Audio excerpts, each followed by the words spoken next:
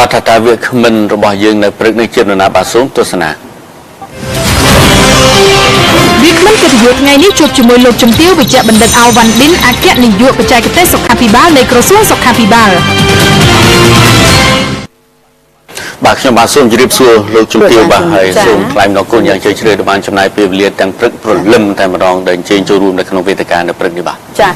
បាទសូមអរគុណឥឡូវត្រឡប់មកប្រធានបទរបស់យើងនេះវិញបាទប្រធានបទដំបូងនឹងជជែកជុំវិញសីលធម៌និងក្រមវិជ្ជាជីវៈលោកគ្រូពេទ្យតែម្ដងបាទដោយសារប្រធានបទនេះសំខាន់ហើយកន្លងមកធ្លាប់បណ្ដាញផ្សព្វផ្សាយធ្លាប់ផ្សព្វផ្សាយច្រើនហើយកន្លងមកទៀតក្រសួងសុខាភិបាលរបស់យើងលោកបានប្រឹងប្រែងបាទគួរឲ្យកត់សម្គាល់បាទរយៈពេលមួយរយៈចុងក្រោយនេះបាទងាកត្រឡប់ទៅតាមដានសម្ដាប់ប្រសាសន៍របស់សម្ដេចព្រះមហាសេនាបតីតេជោហ៊ុនសែននៅនោះវិញម្ដងកាលពីម្សិលមិញថាតើលោកមានប្រសាសន៍យ៉ាងណាជុំវិញក្នុងការជំរុញឲ្យមានការគោរពនៅក្រមវិជ្ជាជីវៈរបស់ខ្លួននៅបាទជាបន្តសូមទស្សនានិងសម្ដាប់បាទបើក្រមតែមានសម្ភារៈល្អប៉ុន្តែបើខ្វះក្រមសីលធម៌វិជ្ជាជីវៈគ្រូពេទ្យវាពិតជាមិនអាចនាំមកនៅប្រសិទ្ធភាពណាមួយបានទេការយកចិត្តទុកដាក់ទៅលើជីវិតអ្នកជំងឺទៅលើសុខទុក្ខអ្នកជំងឺគឺជារឿងចាំបាច់រឿងមុនគេគឺនៅកន្លែងនេះសម្ភារៈបរិក្ខារវាត្រូវការហើយថ្នាំពេទ្យវាត្រូវការហើយប៉ុន្តែបើមានតែសម្ភារៈបរិក្ខារមានតែថ្នាំពេទ្យច្បាស់ណាស់គឺហើយបើខ្វះការយកចិត្តទុកដាក់អំពីស្មារតីបំរើអ្នកជំងឺសោតគ្រោះអ្នកជំងឺរបស់ដែលមានទោះបីវាទំនើបហើយតែអាចថាជប់ដោយវិស័យក៏វាទៅមិនរួចដែរព្រោះអាស័យអត់ព្រមចេះជប់ផងអត់ព្រមជប់ចេះជប់ហើយមិនព្រមជប់ចឹងទេខ្ញុំប្រកាសណាខ្ញុំក៏នៅតែបន្តអភិវឌ្ឍឲ្យគ្រូពេទ្យរបស់យើងបង្កើននៅស្មារតីទទួលខុសត្រូវនិងលើកកម្ពស់សីលធម៌វិជ្ជាជីវៈរបស់គ្រូពេទ្យរបស់យើងហើយខ្ញុំមិនចង់លឺនៅពាក្យតេស្តឌីលថាគ្រូពេទ្យ90%អាក្រក់10%ល្អនោះទីខ្ញុំពិតជាមិនចង់យូរហើយខ្ញុំក៏មិនជឿលើរឿងនេះដែរអត់ជឿលើរឿងនេះទេចាំមុននឹងចូលទៅដល់ការជជែកពិភាក្សានេះខ្ញុំសូមផ្ដល់សំណួរសម្រាប់ធ្វើការបោះឆ្នោតនៅក្នុងវគ្គទី1នេះសម្រាប់សំណួរសួរតើវិជ្ជបណ្ឌិតដែលប្រើភាសាអាក្រក់អ្នកដាក់អ្នកជំងឺគឺជាវិជ្ជបណ្ឌិតខ្វះក្រមសីលធម៌ពិតឬក៏មិនពិតចំពោះចម្លើយនេះគឺក៏ពិតឬអាចចម្លើយខុសមិនពិតដូច្នេះលោកអ្នកអាចចុចលើកញ្ចប់បន្ទុកដែលក្រុមការងារបានទម្លាក់ឲ្យធ្វើការបោះឆ្នោតសម្រាប់ចម្លើយទាំងពីរដែលខ្ញុំបានផ្ដល់ជូននេះលទ្ធផលខ្ញុំនឹងប្រកាសនៅចុងវគ្គនៃកម្មវិធីនេះតែម្ដងចា៎បាទសូមអរគុណឥឡូវត្រឡប់មកលោកជំទាវនេះវិញម្ដងបាទមែនតើប្រហែលជាហាក់យូរទេដោយសារព័ត៌មានត្រូវពីក្រៅមកក្នុងមកក្រៅបាទមានលិខិតច្រើនបាទសារជាមិនទៀតក៏សូមថ្លែងអរគុណលោកជំទាវបាទត្រឡប់មករឿងបញ្ហាវិជ្ជាជីវៈក៏ដូចជាក្រមសីលធម៌បន្តិចបាទខ្ញុំបាទចង់លោកជំទាវរំលេចបន្តិចយ៉ាងសង្ខេបទៅចោះថាតើក្រមជីវៈរបស់លោកគ្រូពេទ្យបាទយ៉ាងម៉េចទៅហើយបាទចឹងចាសូមអរគុណនៅសំណួរដ៏មានសារៈសំខាន់នេះហើយជាបឋមខ្ញុំសូមថ្លែងអរគុណដល់ទូរទស្សន៍ Nice TV ដែលបានអនុញ្ញាតឲ្យខ្ញុំមកធ្វើបទសម្ភាសន៍ផ្ទាល់នៅ studio របស់ Nice TV ហើយក៏សូមជំរាបសួរដល់ទូរទស្សនិកជនទាំងអស់ធានបទនេះវាសំខាន់ហើយជាពិសេសទៀតសម្រាប់បរិបទដែលលោកគ្រូពេទ្យអ្នកគ្រូពេទ្យរបស់យើងកំពុងតែបំពេញនៅមុខវិជ្ជាជីវៈរបស់ខ្លួនអ្វីទៅដែលហៅថាក្រមសីលធម៌វិជ្ជាជីវៈពេទ្យចាយើងត្រូវពិនិត្យមើលវាមានពាក្យក្រមមានពាក្យសីលធម៌ហើយនិងពាក្យវិជ្ជាជីវៈសុខាភិបាលឬវិជ្ជាជីវៈពេទ្យបើយើងហៅដោយខ្លីចាក្រមហ្នឹងតើក្រមអីចាក្រមហ្នឹងគឺក្រិតក្រមក្នុងការអនុវត្តនៅបច្ចេកទេសឬក៏បច្ចេកវិទ្យាសុខាភិបាលរបស់យើងក្នុងការពិនិត្យផ្ដល់សេវាពិនិត្យនិងព្យាបាលជំងឺជូនដល់ប្រជាពលរដ្ឋទូទៅដោយមិនប្រកាន់វណ្ណៈពុជសាសន៍អ្វីទាំងអស់ហើយក៏មិនមានការរើសអើងសម្រាប់ពលរដ្ឋរបស់យើងដែលគាត់មកស្វែងរកសេវាពិនិត្យព្យាបាលជំងឺនោះទេចារីឯសីលធម៌គឺជាសីលធម៌របស់មនុស្សចាសីលធម៌ដែលយើងសំដៅលើការប្រព្រឹត្តហើយនឹង អាកប្បកិរិយាអត្តចរិតរបស់គ្រូពេទ្យដែលគាត់ត្រូវតែប្រព្រឹត្តនិងអនុវត្តចំពោះអតិថិជនដែលគាត់មកស្វែងរកសេវាដែលគាត់បានមកជួបជាមួយគាត់ដើម្បីពឹងពរក្នុងការផ្តល់សេវាពិនិត្យព្យាបាលជំងឺចា៎រីឯវិជ្ជាជីវៈសុខាភិបាលគឺជាវិជ្ជាជីវៈមួយដែលលំបាកចា៎លំបាកណាស់បើយើងគិតថាទៅរៀនពេទ្យយូរចាទាំងរំនឹងបានចេញជាវិជ្ជាបណ្ឌិត8ឆ្នាំបូកជាមួយនឹងឯកទេស2-3ឆ្នាំទៀតសង្ឃថា10ឆ្នាំឬ10ឆ្នាំជាងចាទើបយើងអាចคลายខ្លួនទៅជាអ្នកឯកទេសវិទ្យាសាស្ត្រសុខាភិបាលក្នុងការផ្ដល់សេវាជូនដល់ប្រជាពលរដ្ឋអញ្ចឹងអានឹងបូកបញ្ចូលគ្នាទៅមានន័យថាគឺជាការប្រព្រឹត្តគឺជាការអនុវត្តនៅបច្ចេកវិទ្យាសាស្ត្រនឹងឲ្យបានត្រឹមត្រូវប្រកបដោយសិលធម៌នៅក្នុងខ្លួនមានន័យថាមានភាពរាក់ទាក់មានការយកចិត្តទុកដាក់មានទំនួលខុសត្រូវខ្ពស់ទៅលើអ្វីដែលយើងចេះបច្ចេកទេសដែលយើងមានគឺយើងផ្ដល់ជូនទៅដល់ប្រជាពលរដ្ឋដែលគាត់មកទទួលសេវាចា៎តើតើទៅលើរឿងដែលលោកជំទាវដោយសារតែមានករណីខ្លះលើកឡើងតែមិនមែនជាទូទៅទេគ្រាន់តែមួយជ្រុងណានោះបាទតែចង់លោកជំទាវរំលេចបន្តិចជុំវិញថាតើការលើកឡើងអំពីអាសេធម្មចំនួនតើទៅនឹងគ្រូពេទ្យនឹងបាទលោកជំទាវមើលឃើញយ៉ាងម៉េចដែរមួយរយៈចុងក្រោយពីក្រសួងសុខាភិបាលលោកបានប្រឹងប្រែងយ៉ាងសកម្មកន្លងមកនឹងមកទួលពីនេះគឺមានភាពល្អប្រសើរទៅហើយបាទយ៉ាងណាបាទរឿងចាចំពោះបញ្ហាក្រមសីលធម៌វិជ្ជាជីវៈសម្រាប់មន្ត្រីសុខាភិបាលរបស់យើងបច្ចុប្បន្នគឺមានភាពល្អប្រសើរច្រើនមិនមែនទើបតែមានភាពល្អប្រសើរឡើយទេចាពីមុនក៏យើងមានការព្រឹកព្រៀងជាពិសេសអាយដាមសាស្ត្រាចារ្យមុំហេងរដ្ឋមន្ត្រីក្រសួងសុខាភិបាលលោកតែងតែផ្ដល់នៅការណែនាំក៏ដូចជាដាក់នៅបទបញ្ជាតឹងរឹងបំផុតចំពោះមន្ត្រីសុខាភិបាលគ្រប់ជាន់ថ្នាក់ទាំងអស់ដែលគាត់កំពុងតែផ្ដល់នៅសេវាជូនដល់ប្រជាពលរដ្ឋនេះគឺសូមឲ្យអនុវត្តនៅក្រមសីលធម៌វិជ្ជាជីវៈពេទ្យនេះគឺថាប្រកាន់ឲ្យបានខ្ជាប់ខ្ជួនចាប្រកាន់ឲ្យបានខ្ជាប់ខ្ជួនប៉ុន្តែយើងក៏ទទួលស្គាល់ដែរថាជាការធម្មតាទេចាត្រីមកកត្រកវាតែងឬមួយក៏ដូងមកធ្លាយវាតែងតែមានតក់មានលៀលចាវាមិនអាចថា100ឲ្យវាបាន perfect បានល្អទាំងអស់100នាក់ទេទិសដៅយើងចង់ឲ្យបានល្អទាំង100នាក់ប៉ុន្តែពេលខ្លះការសង្កេតឃើញរបស់យើងគឺវាអាស្រ័យទៅលើអត្តចរិតរបស់បុគ្គលផ្ទាល់ដែលចូលរួមចំណែកនៅក្នុងការអនុវត្តនៅក្រមសីលធម៌នេះផងដែរហើយបច្ចុប្បន្ននេះខ្ញុំសង្កេតឃើញថាលោកគ្រូពេទ្យរបស់យើងលោកមានការនឿយហត់ណាស់ចាហើយក្នុងនាមក្រសួងសុខាភិបាលតែងតែផ្ដល់នៅការលើកទឹកចិត្តចាគ្រប់គ្រងទៅដល់គ្រូពេទ្យដែលគាត់ផ្ដល់សេវាប្រកបដោយក្រមសីលធម៌ជាក់ស្ដែងយើងសង្កេតឃើញហើយនៅពេលខ្លះមានស្ត្រីដែលគាត់ក្រីក្រគាត់នៅឆ្ងាយដាច់ស្រយាលគាត់សម្រាប់បុតនោះចាគាត់ធ្វើដំណើរមកកាន់មូលដ្ឋានសុខាភិបាលយើងមិនទាន់ពេលខ្លះគឺគាត់សម្រាលនៅតាមផ្លូវក្រុមគ្រូពេទ្យយើងនៅពេលតែដឹងដំណឹងភ្លាមចាគឺគាត់សុខចិត្តចាធ្វើដំណើរពីផ្ទះឬក៏ពីមូលដ្ឋានសុខាភិបាលដើម្បីមកជួយសង្គ្រោះដល់ស្ត្រីនោះឲ្យបានទាន់ពេលវេលានេះគឺជាទឹកចិត្តហើយក៏ជាក្រមសីលធម៌វិជ្ជាជីវៈពេទ្យពិតប្រាកដរហូតទៅដល់ឡើងខ្លះថ្ងៃមុនគឺនៅខេត្តកំពង់ស្ពឺចាលោកប្រធានមន្ត្រីសុខាភិបាលលោកបើកឡានខ្លួនឯងទៀតព្រោះអីដូចថារោគអ្នកបើកបរអីវាមិនតាន់ចាវាមិនតាន់អញ្ចឹងទៅគឺលោកបើករថយន្តខ្លួនឯងធ្វើម៉េចដើម្បីឲ្យទៅដល់កន្លែងកើតហេតុនឹងជាមិនតាន់ហើយគៀងគោនៅមន្ត្រីរបស់យើងដើម្បីជួយសង្គ្រោះហើយស្ត្រីនោះក៏បានរួចចាក់ផុតហើយទៅរកដែលសម្រាលមកនោះក៏មានសមត្ថភាពហើយយើងក៏ដឹកជញ្ជូនទាំងស្ត្រីទាំងមេដានឹងដើម្បីមកផ្ដល់ការថែទាំនៅមូលដ្ឋានសុខាភិបាលរបស់យើងដោយមិនមានការយកលុយយកកាក់ទេចាមិនមានការយកលុយយកកាក់ទេនេះគឺជាចំណុចដ៏វិជ្ជមានមួយដែលយើងគួរតែមើលឃើញហើយយើងក៏គួរតែមើលឃើញថាមន្ត្រីសុខាភិបាលគាត់មានភាពហត់នឿយណាស់ហត់នឿយមែនតើ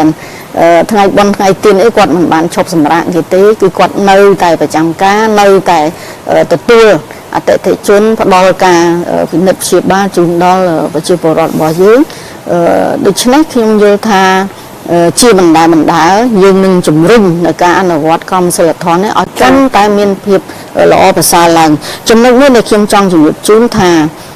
ការអនុវត្តក្រមសីលធម៌នេះមិនមែនយើងទឹកតែនិយាយពេលឥឡូវនេះទេចានៅក្នុងឆ្នាំ2003ក្រសួងសុខាភិបាលជាពិសេសយើងបានរៀបចំឲ្យមានជាច្បាប់និងបទកថាគតិយុត្តមួយសម្រាប់ការអនុវត្តនៅវិជ្ជាជីវៈនេះគឺមានអនុក្រឹត្យលេខ61 អនក្របកចុះថ្ងៃទី28 ខែសីហាឆ្នាំ2003ចាចាំពីឆ្នាំ2003ម្លេះហើយក្នុងនោះអនុក្រឹត្យហ្នឹងគឺបានចែងច្បាស់ពីក្រមសីលធម៌វិជ្ជាជីវៈរបស់លោកគ្រូពេទ្យយើងចាហើយនៅក្នុងអនុក្រឹត្យនោះគឺមានរហូតទៅដល់111មាត្រាឯណោះចា111មាត្រាអញ្ចឹងច្រើនណាស់ខ្ញុំមិនអាចរាប់ជូនច្បាស់នៅពេលនេះដោយសារពេលវេលាយើងខ្លីចា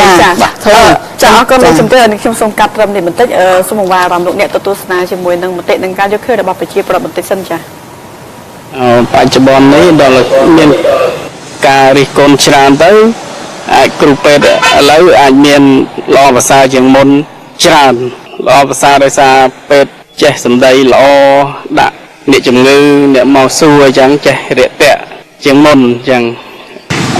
នឹងទីពេទ្យឥឡូវគេមិនសូវវាវល់អ្នកក៏អត់អញ្ចឹងគេនឹងវល់តែអ្នកមានអ្នកក៏អត់พอទៅដល់គេសួរយើងមានលុយអត់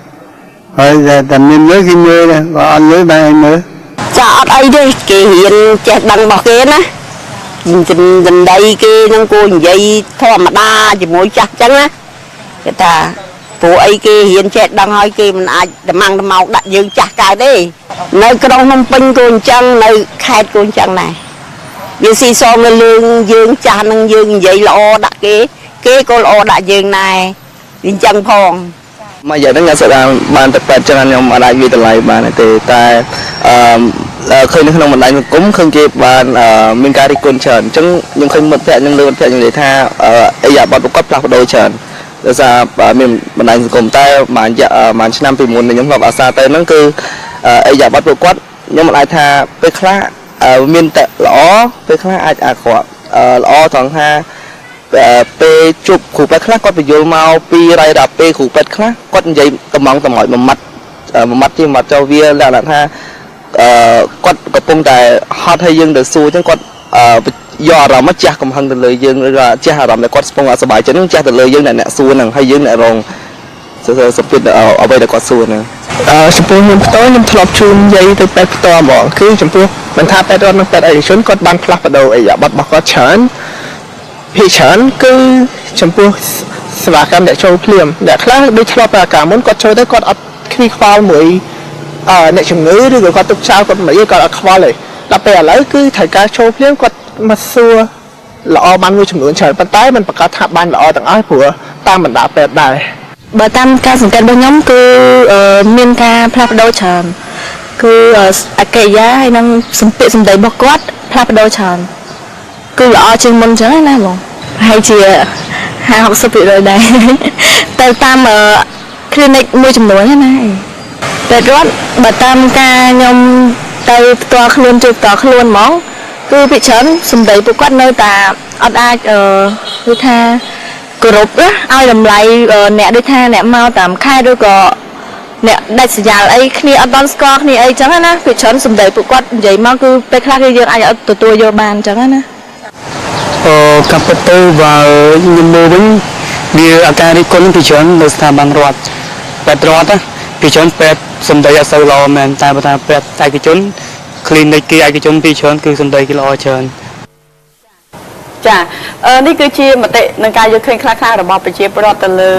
ក្រមសីលធម៌វិជ្ជាជីវៈពេទ្យពិសេសគឺតកតទៅនឹងវិស័យសុខាភិបាលរបស់រដ្ឋតែម្ដងលោកជំទាវនេះខ្ញុំចង់ដឹងថាចេះតកតទៅនឹងក្រមវិជ្ជាជីវៈនិងសីលធម៌របស់គ្រូពេទ្យនៅពេលដែលពួកគាត់ទទួលការបណ្ដុះបណ្ដាលជំនាញជាអាចនិយាយបានថាតកតទៅនឹងវិស័យសុខាភិបាលគាត់ក៏ប្រកាសជាទទួលបាននៅចំណេះដឹងបន្ថែមពីខាងក្រៅតកតទៅនឹងក្រមវិជ្ជាជីវៈនិងសីលធម៌របស់ពួកគាត់ទៅហើយប៉ុន្តែមានការលើកឡើងរបស់ប្រជាពលរដ្ឋខ្លះថានៅពេលដែលពួកគាត់បម្រើការងារទៅក្នុងវិស័យសុខាភិបាលយូរទៅនៅពេលដែលពួកគាត់ទទួលរងនៅសម្ពាធការងារឧទាហរណ៍ថាពេលខ្លះនឿយហត់ខ្លាំងអីចឹងជួនកាលគាត់មានបញ្ហាពីក្រុមគ្រួសារនៅខាងក្រៅមកគាត់យករឿងកំហឹងអស់នោះមកជះដាក់លើអ្នកជំងឺអញ្ចឹងតើនេះខ្ញុំចង់ដឹងថា ជាកលការរបស់ខាងក្រសួងសុខាភិបាលតើយើងមានកម្មវិធីនៅក្នុងការជួយបណ្ដុះបណ្ដាលក៏ការជួយរំលឹកបន្ថែមទៅលើពួកគាត់ទេដើម្បីកុំឲ្យពួកគាត់នឹងភ្លេចថាតើក្រមវិជ្ជាជីវៈរបស់គ្រូពេទ្យដើម្បីធ្វើឲ្យអ្នកជំងឺរត់តែមានទំនុកចិត្តមានន័យថារីករាយនៅក្នុងការព្យាបាលតើយើងគួរតែពង្រឹងបន្ថែមបែបណាទៀតចា៎ចាអរគុណនៅសំណួរដ៏ល្អនេះចាខ្ញុំសូមជម្រាបជូនថាក្រសួងសុខាភិបាលបានខិតខំក្នុងការបន្តនៅការពង្រឹងនៅការអនុវត្តកម្មសធរជាជីវៈនេះហើយជាពិសេសទៀតយើងមានគណៈគ្រូពេទ្យចាគណៈគ្រូពេទ្យនោះយើងមានដល់ទៅគណៈគ្រូពេទ្យគណៈកលិនឧបត្ថម្ភគណៈឈ្មោះគណៈអសតការីចាហើយគ្រប់គណៈទាំងអស់ហ្នឹងគឺគាត់ដើរតួនាទីសំខាន់ណាស់ក្នុងការចុះទៅផ្ដល់នៅការណែនាំក៏ដូចជាការអប់រំនិងផ្ដល់នៅការបណ្ដុះបណ្ដាលបន្ថែមទៀតទៅដល់ក្រុមគ្រូពេទ្យរបស់យើងនេះអំពីបញ្ហាការអនុវត្តនៅក្រមសីលធម៌វិជ្ជាជីវៈនេះចៅយើងបានឃើញហើយគឺថាគណៈរបស់យើងគាត់ខិតខំណាស់គាត់បានធ្វើជាបណ្ដានៅតាមបណ្ដាខេត្តរាជធានីរបស់យើងនេះគឺគាត់ចុះទៅច្រើនហើយចាយើងមកមកជួបជាមួយនឹងប្រជាប្រដ្ឋនៅខាងក្រៅបន្តិចដោយសារតែលោកបានខលហើយអញ្ចឹងដើម្បីអាចដឹងថាតើគាត់មានការចូលរួមបែបណាឬក៏មានការសួរមកកាន់លោកជំទាវបែបណាអាចជួបជាមួយនឹងគាត់ទាំងអស់គ្នាមុននឹងយើងបន្តស្ដាប់នៅការបកស្រាយរបស់លោកជំទាវចាសួស្ដីបងប្រុសចាសួស្ដីបងបាទសារព្រឹកនេះឥឡូវលោកជំទាវអញ្ជើញក្នុងស៊ីឌីយ៉ូចឹងស្រាប់ហើយបាទខាងតំណាងក្រសួងសុខាភិបាលអញ្ចឹងបងអាចមានចម្ងល់អាចសួរគាត់ជុំវិញបញ្ហាក្រមជីវៈរបស់លោកគ្រូពេទ្យមួយរយៈចុងក្រោយនេះយ៉ាងម៉េចហើយមានមតិយោបល់យ៉ាងណាអាចសួរគាត់ដោយផ្ទាល់ចោះបាទអញ្ជើញ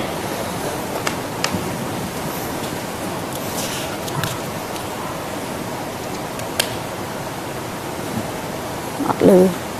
ចាយ៉ាងណាដែរបងប្រុសទទួលសម្លេងពីខាងយើងខ្ញុំបានច្បាស់ទេចាអត់លឺបាទយល់ឃើញយ៉ាងណាដែរចំពោះក្រមវិជ្ជាជីវៈរបស់គ្រូពេទ្យយើងនាពេលបច្ចុប្បន្ននេះឬក៏បងមានជាសំណួរបែបណាអាចសួរមកកាន់លោកជំទាវវិជ្ជបណ្ឌិតបានចាខ្ញុំយល់ឃើញថាក្នុងរយៈពេលប្រហែលឆ្នាំចុងក្រោយនេះឃើញថាផលជាជីវៈក្នុងពេលអត់បានទៅតាមបទហើយអមហើយហើយទៅទីពេទ្យតាមទីផ្សាររដ្ឋទីផ្សារទៅបរិយាកាសស្វាគមន៍ឲ្យសួរពីបងមកទីពេទ្យកិច្ចការអីគឺជាមកតាមពីគ្រោះជំងឺអីពីตัวនេះចាអមច្រើនជាងមុនអរគុណបងប្រុសនេះខ្ញុំអាចកាត់នៃយល់ដែលបងប្រុសបានលើកឡើងខ្លីៗក៏ថាឥឡូវហ្នឹងគឺល្អប្រសើរច្រើនជាងមុនហើយតើទៅនឹងក្រមវិជ្ជាជីវៈរបស់គ្រូពេទ្យនិងការដែលទទួលរាក់ទាក់របស់អ្នកជំងឺនៅក្នុងការមកពិនិត្យព្យាបាលជំងឺហ្នឹងក៏មានភាពល្អប្រសើរជាងមុនដែរចា៎នេះគឺជាការលើកឡើងរបស់គាត់លោកជំទាវអាចតទៅអ្វីដែលជាការលើកឡើងនៅក្នុងយើងអាចនិយាយបានថាសកម្មភាពនៅក្នុងការពង្រឹងទៅលើសកម្មភាពរបស់ក្រមសីលធម៌វិជ្ជាជីវៈរបស់ក្រុមគ្រូពេទ្យយើងទៀតចា៎ជាបន្តនេះខ្ញុំសូមជម្រាបជូនថាក្រសួងសុខាភិបាលបានចេញនៅសេចក្តីណែនាំច្រើនហើយចាច្រើនហើយជូនដល់មូលដ្ឋានសុខាភិបាលសាធារណៈទាំងអស់ហើយមិនត្រឹមតែសាធារណៈទេទាំងសេវាឯកជនក៏យើងមានការគ្រប់គ្រងមានភាពហ្មត់ចត់និងតឹងតែងជាទីបំផុតចាហើយបើសិនជាខ្ញុំសូមអំពាវនាវជូនដល់ប្រជាពលរដ្ឋពីព្រោះលោកគ្រូពេទ្យអ្នកគ្រូពេទ្យលោកមានឯកសណ្ឋានត្រឹមត្រូវចាស្អាតបាតហើយជាពិសេសទៀតយើងឃើញនៅក្នុងរូបតាមទូទស្សន៍ហ្នឹងយើងឃើញស្រាប់ហើយគឺគាត់មានផ្លាកសញ្ញាគាត់មានឈ្មោះមានអីរបស់គាត់ត្រឹមត្រូវអញ្ចឹងប្រសិនបើបងប្អូនប្រជាពលរដ្ឋយល់ឃើញថាឬក៏មានបញ្ហានៅក្នុងករណីណាមួយនោះចាសូមមេត្តារាយការណ៍ជូនទៅដល់គណៈដឹកនាំនៃមូលដ្ឋានសុខាភិបាលនោះបាននិយាយអំពីមណ្ឌលសុខភាពយើងមានប្រធាននិងអនុប្រធានមណ្ឌលសុខភាពដែលទទួលខុសត្រូវបើយើងនិយាយអំពីមន្ទីរពេទ្យបង្អែកយើងមានប្រធានអនុប្រធានមន្ទីរពេទ្យបង្អែកដែលជាអ្នកទទួលខុសត្រូវបើនៅថ្នាក់ជាតិយើងមានប្រធាននិងអនុប្រធានមន្ទីរពេទ្យនៅថ្នាក់ជាតិដែលជាអ្នកទទួលខុសត្រូវដូច្នេះសូមមេត្តាហើយនៅតាមមូលដ្ឋានសុខាភិបាលយើងសុទ្ធតែណែនាំឲ្យមន្ត្រីរបស់យើងទាំងអស់គឺមានប័ណ្ណនៅលេខទូរស័ព្ទ សម្រាប់ឲ្យប្រជាពលរដ្ឋលោកធ្វើតំណែងតំណងបានងាយស្រួលចា លោកជំទាវតកតងទៅនឹងការដាក់ពិន័យនេះខ្ញុំចង់ដឹងថាតើកន្លងមកនៅពេលដែលមានការប្រព្រឹត្តខុសតកតងទៅនឹងក្រមសីលធម៌វិជ្ជាជីវៈរបស់គ្រូពេទ្យតើក្រុមគ្រូពេទ្យហ្នឹងក៏ធ្លាប់បានទទួលពិន័យពីខាងក្រសួងសុខាភិបាលទេហើយចំពោះការដាក់ពិន័យហ្នឹងធ្ងន់ធ្ងរបំផុតដល់កម្រិតណាទៅលោកជំទាវចា៎ ពីរឿងបញ្ហាពិន័យនេះវាអាស្រ័យទៅលើច្បាប់សហលក្ខន្តិកៈមន្ត្រីរាជការស៊ីវិលរបស់យើងចាហើយនៅតាមមូលដ្ឋានសុខាភិបាលយើងមានហៅថាគណៈកម្មការវិន័យចាគណៈកម្មការវិន័យនៅពេលដែលមានបញ្ហាកើតឡើងនៅក្នុងមន្ទីរពេទ្យឥឡូវខ្ញុំលើកឧទាហរណ៍ទេប៉ុន្តែកន្លងមកយើងមិនសូវជួបបញ្ហាហ្នឹងប្រហែលទេពីព្រោះច្រើនតែមានការពន្យល់គ្នាទៅវិញទៅមកទៅក៏មានការយោគយល់គ្នាទៅវិញទៅមកចាគណៈកម្មការវិន័យនេះនៅពេលដែលមានបញ្ហាគណៈកម្មការវិន័យនឹងធ្វើការអង្កេតស្រាវជ្រាវឲ្យបានហ្មត់ចត់ពីព្រោះពេលខ្លះករណីភាគច្រើនចាភាគច្រើនតាមការសង្កេតផ្ទាល់ខ្លួនរបស់ខ្ញុំតែម្ដងយើងឃើញដែរការដែលលើកឡើងនៅក្នុងបណ្ដាញសង្គមទំនាក់ទំនង Facebook ក្តីអីក្តីភាគច្រើននៃការលើកឡើងនោះមានមួយចំនួនលើកឡើងគឺក្នុងទិសដៅស្ថាបនាហើយវាមានតថភាពនៅក្នុងការលើកឡើងរបស់គាត់នៅពេលដែលយើងឆែកមើលទៅយើងស្រាវជ្រាវមើលទៅឃើញថាត្រឹមត្រូវយើងក៏ទទួលយកយើងអរគុណគាត់ចា៎ប៉ុន្តែមួយចំនួនធំដែលគាត់លើកឡើងនឹងភាគច្រើនតែលើកបែបវាបហាតែប៉ុណ្ណោះចា៎មានន័យថាអ្វីដែលគាត់លើកនោះមិនមានជាផុសតាងត្រឹមត្រូវមិនមានតថភាពច្បាស់លាស់ចាពេលខ្លះអ្នកលើកហ្នឹងដល់សួរមែនតើហ្នឹងគាត់លឺពីគេមកទេចាអញ្ចឹងការដែលលឺពីគេមកហ្នឹងវាមិនមានភាពច្បាស់លាស់នោះទេអញ្ចឹងយើងមានគណៈកម្មការវិន័យដែលគាត់ធ្វើការចាត់ចែងស្រាវជ្រាវប្រសិនបើករណីនឹងពិតជាក់ស្ដែងយើងនឹងមានគណៈកម្មការលោកនឹងអញ្ជើញគ្រូពេទ្យហ្នឹងដើម្បីមកធ្វើការណែនាំយើងមានទៅតាមដំណាក់កាលទីមួយមិនមែនថាភ្លាមយើងដាក់វិន័យធ្ងន់តែម្ដងទៅលើគាត់ទេគឺយើងមានការណែនាំចាណែនាំឲ្យគាត់មានការកែប្រែទៅអេយ៉ាបតរបស់គាត់នៅពេលក្រោយចាអញ្ចឹងប្រសិនបើពេលក្រោយលើកទី1លើកទី2លើកទី3គាត់នៅតែប្រព្រឹត្តខុសយ៉ាងណាយ៉ាងណីទៀតនោះគឺគណៈគ្រប់គ្រងមន្ទីរពេទ្យនឹងមានវិធានការដោយអនុវត្តទៅតាមសហលក្ខន្តិកៈមន្ត្រីរាជការស៊ីវិលរបស់យើងចាសូមអរគុណលោកជំទាវបាទត្រឡប់មកឥឡូវនេះម៉ោងពេលដល់ទៅហើយឥឡូវលទ្ធផលក៏ធ្លាក់មកដែរជាងសូមក្រុមការងារតម្លាក់នៅកញ្ចប់លទ្ធផលថាតើបោះឆ្នោតមុននេះបន្តិចបាទនៅក្នុងវគ្គទី1នេះយើងឃើញលទ្ធផលប្រមាណ%បាទកហើយខប្រមាណ%បាទអញ្ចឹងសូមតម្លាក់ graphic មកតែម្ដងបាទចាចំពោះលទ្ធផលគឺកគឺ 90% រីឯខតែ10% តែប៉ុណ្ណោះនេះគឺជាអ្វីដែលប្រជាប្រដ្ឋបានបោះឆ្នោតគ្រប់គ្រងអរគុណលោកអ្នកសម្រាប់ការទស្សនាខណៈនេះយើងខ្ញុំទាំង3អ្នកសូមពេលសម្រាប់បន្តិចសិនប្រធានបទក្នុងវគ្គជជែកពិភាក្សានាពេលបន្តិចទៀតនេះប្រមុខរាជរដ្ឋាភិបាលកម្ពុជាស្នើឲ្យក្រសួងសុខាភិបាលពិនិត្យឲ្យបានអន់ចំពោះការបង្កើត clinic និងកន្លែងលក់ឱសថបាទស្វាគមន៍ត្រឡប់មកកាន់កម្មវិធីនេះបន្តទៀតបាទនេះជាវគ្គទី2ហើយក្នុងកិច្ចសន្ទនាបាទក៏ដូចជាប្រធានបទនេះដោយប្រធានបទក្នុងវគ្គនេះជជែកជុំវិញប្រមុខរាជរដ្ឋាភិបាលកម្ពុជាស្នើឲ្យក្រសួងសុខាភិបាលពិនិត្យឲ្យល្អល្អន់ចំពោះការបង្កើត clinic និងកន្លែងលក់ឱសថបាទមានន័យថាកន្លែងឱសថស្ថានព្រោះខ្លាចកន្លែងទាំងនោះបង្កជាបញ្ហាដល់ប្រជាពលរដ្ឋទៅវិញបាទហើយជាបន្តទៀតសូមទស្សនាលក្ខខណ្ឌងាយៗតាមរយៈទូទាំងឡាយជាមុនសិនប្រធានបទយើងបន្តទៀតបាទដូចខ្ញុំបាទរំលឹកអំពីខាងដើមហើយបាទជាបន្តមុនចូលដល់វគ្គសន្ទនាបាទជាមួយលោកជំទាវវិជ្ជបណ្ឌិតអវឌិនបន្តទៀតនោះបាទជាបន្តសូមទស្សនានៅคลิปវីដេអូខ្លីបន្តិចប្រសាសន៍ក៏ដូចជារូបភាពរបស់សម្ដេចមហាសេនាបតីតេជោហ៊ុនសែនក្នុងការទទូចឲ្យក្រសួងសុខាភិបាលពិនិត្យទៅលើការបើក clinic ទៅស្របទៅតាមក្រមច្បាប់ហើយនឹងកន្លែងលក់ឱសថយ៉ាងណាបាទសូមទស្សនាពិតមែនហើយថ្ងៃមុននេះកាលពីថ្ងៃសុក្រអាទិត្យមុននេះក្រសួងសុខាភិបាលត្រូវមានភារកិច្ចដើម្បីនឹងធ្វើច្បាប់បន្ថែមទៀត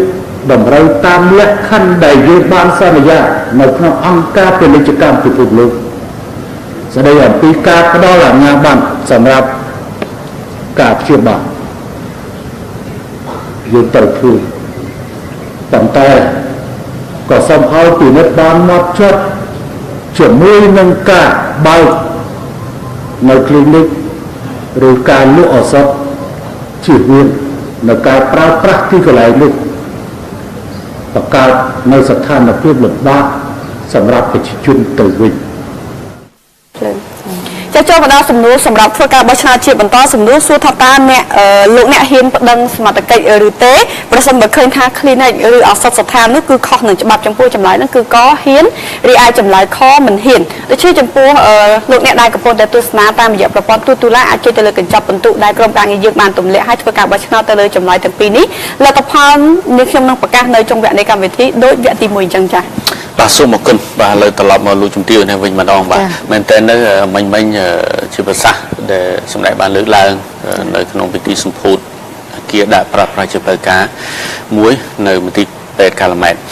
ត្រឡប់មករឿងបញ្ហាពង្រឹងផ្នែកច្បាប់ឯនេះវិញម្ដងបាទរឿងទីមួយគឺរយៈកាលកន្លងមកក្រសួងមានការផ្សព្វផ្សាយទូលំទូលាយទេឬក៏មានបញ្ញត្តិការយ៉ាងម៉េចខ្លះបាទចាសូមអរគុណពាក់ព័ន្ធទៅលើការគ្រប់គ្រងclinic ឯកជនក៏ដូចជាឱសថស្ថាននានាដែលកំពុងតែប្រកបរបរនៅក្នុងប្រជាជាតិកម្ពុជានេះក្រសួងសុខាភិបាលបានអនុវត្តទៅតាមបទកថាលិខិតបទកថានីតិយុត្តជាច្រើនជាពិសេសគឺយើងបានតាក់តែងឲ្យមានជាច្បាប់ទម្លាប់ច្រើនហើយច្រើនមែនទែនហើយបើយើងនិយាយអំពី clinic ឯកជនមានន័យថាសេវាវិជ្ជសាស្ត្រនិងតនសាស្ត្រឬក៏មន្ទីរពិសោធន៍អីស្អីនោះគឺយើងមានសិភៅមួយយើងហៅថាកម្រងលិខិតបទដ្ឋានគតិយុត្តទាក់ទងនឹងការគ្រប់គ្រងសេវាវិជ្ជសាស្ត្រអមវិជ្ជសាស្ត្រនិងជំនួយវិជ្ជសាស្ត្រឯកជនចាបាទហើយទីនេះគឺយើងចងក្រងនៅច្បាប់ទម្លាប់នានាហើយសំខាន់មួយទៀតហ្នឹងនៅក្នុងរយៈពេលថ្មីកន្លងទៅនេះគឺយើងបានសម្រេចបាននៅច្បាប់មួយទៀតស្ដីអំពីច្បាប់គ្រប់គ្រងអ្នកប្រកបវិជ្ជាជីវៈវិស័យសុខាភិបាលចានេះខ្ញុំសូមជូនចាគឺយើងមានច្បាប់នេះមួយទៀតចាដែលទឹកតែចេញដែរហើយច្បាប់នេះគឺគ្រប់ដណ្ដប់ទៅលើការគ្រប់គ្រងអ្នកប្រកបវិជ្ជាជីវៈសុខាភិបាលទាំងអស់តែម្ដងចាដែលឡែកលើវិស័យឱសថចាខាងផ្នែកឱសថគឺយើងមានច្បាប់គ្រប់គ្រងឱសថចាហើយច្បាប់គ្រប់គ្រងឱសថនេះមិនមែនទឹកតែតាក់តែងចេញទេគឺធ្វើតាំងពីឆ្នាំគឺថាចេញឲ្យអនុវត្តតាំងពីឆ្នាំ1996ហើយបានធ្វើវិសោធនកម្មច្បាប់នោះមួយចំណុចមាត្រាមួយចំនួននៅក្នុងឆ្នាំ2007ហើយច្បាប់នេះនៅពេលដែលចេញជាធរមានយើងតែងតែធ្វើការប្រកាសផ្សព្វផ្សាយជាសាធារណៈជូនដល់បណ្ដាផ្នែកពាក់ព័ន្ធទាំងអស់ចាផ្នែកពាក់ព័ន្ធទាំងអស់ទាំងបណ្ដាខេត្តទាំងនេះទាំងវិស័យឯកជនគឺថាយើងផ្សព្វផ្សាយទៅលំទលាយណាដើម្បីឲ្យមានការចូលរួមអនុវត្តនៅច្បាប់នេះជាមួយនឹងច្បាប់នេះដែរយើងក៏មានចេញជាប្រកាសឬក៏មានអនុក្រឹត្យអីជាបន្តបន្ទាប់ចឹងហើយនៅទីនោះយើងបានចងក្រងឲ្យមានជាច្បាប់មួយទៀតគឺថាប្រសិនបើអ្នកដែលគាត់ចង់ប្រកបវិជ្ជាជីវៈសុខាភិបាលហ្នឹងគាត់ត្រូវសុំច្បាប់ចាថាសុំអាជ្ញាប័ណ្ណសុំការអនុញ្ញាតពីក្រសួងសុខាភិបាលជាចាំបាច់ហើយចាចាំបាច់អានឹងចាំបាច់ហើយអានឹងសម្រាប់ clinic ឯកជនសម្រាប់ខាងឱសថស្ថានឬឱសថស្ថានរងក៏ដូចគ្នាដែរគឺត្រូវតែស្នើសុំមកក្រសួងសុខាភិបាលដើម្បីផ្ដល់នៅសិទ្ធិក្នុងការបើកប្រកបនៅវិជ្ជាជីវៈនោះបាទតែទៅលើរឿងនឹងដែលលោកជំទាវដោយសារតែរឿងបញ្ហាមើលដឹងថាតើ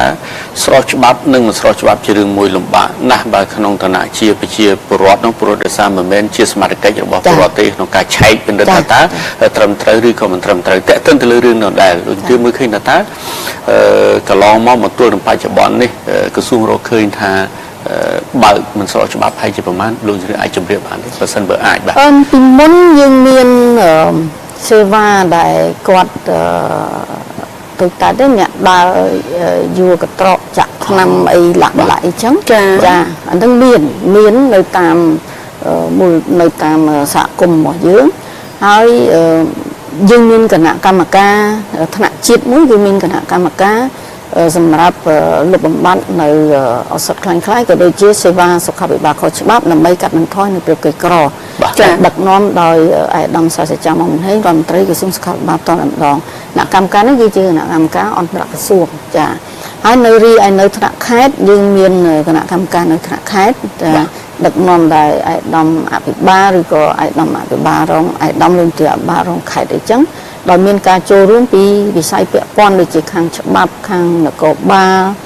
ខាងសុខាភិបាលចាឡាក់អីចឹងតាមរយៈយន្តការនៃការធ្វើការរួមគ្នានេះចាយើងក៏បានជាបណ្ដាយើងក៏បានលុបបំបាត់នៅសេវាខុសច្បាប់ទាំងនោះជាពិសេសគឺអ្នកដែលចេះតែដើរដែលគាត់មិនមានវិជ្ជាជីវៈសុខាភិបាលត្រឹមត្រូវនឹងគាត់មិនបានទទួលនៅការបណ្ដុះបណ្ដាលត្រឹមត្រូវតែគាត់បែរទៅជាហ៊ានផ្ដល់នៅសេវាពិនិត្យព្យាបាលជំងឺជូនដល់ប្រជាពលរដ្ឋរបស់យើងដែលឡែកសម្រាប់ឱសថដ្ឋានឬឱសថដ្ឋានរងក៏ដូចគ្នាដែរគឺយើងមានច្បាប់ត្រឹមត្រូវណាឱសថដ្ឋានមួយដែលអាចបើកបានតើតែមានលក្ខណៈសម្បត្តិបច្ចេកទេសត្រឹមត្រូវចាជាពិសេសទៀតគឺត្រូវតែមានឱសថការីដែលនៅឈរជើងប្រចាំការដើម្បីមើលការខុសត្រូវនៅក្នុងឱសថដ្ឋាននោះដើម្បីធានាយ៉ាងណាថាឱសថដែលគាត់យកមកដាក់តាំងលក់ហ្នឹងគឺជាឱសថដែលស្របច្បាប់ចាហើយមិនឲ្យហួសសុពលភាពនៃការប្រើប្រាស់ទេចាគឺថាឲ្យមានភាពល្អត្រឹមត្រូវហើយការរក្សាទុកនៃឱសថនោះទៀតក៏ត្រូវឲ្យនៅក្នុងសេតនហភាពមួយគឺត្រឹមត្រូវមានន័យថាឲ្យមានម៉ាស៊ីនត្រជាក់មានអីត្រឹមត្រូវចឹងពីមុនហើយជា10ឆ្នាំមុនយើងតែងតែសង្កេតឃើញថាមានអ្នកលក់ថ្នាំតាមកញ្ឆេងនៅទីផ្សារនៅកញ្ឆេងគាត់លក់របស់ផងហើយគាត់មានឈ្លាតដាក់ថ្នាំ2 3កញ្ចប់អញ្ចឹងលក់ចាឥឡូវយើងបំបត្តិហើយចាយើងបំបត្តិហើយភាគច្រើនខ្ញុំមិនហ៊ាននិយាយថា100%បាត់ទេពីព្រោះធម្មតាអ្នកដែលខលខូចនៅតែខលខូចចាឆ្លៀតឱកាស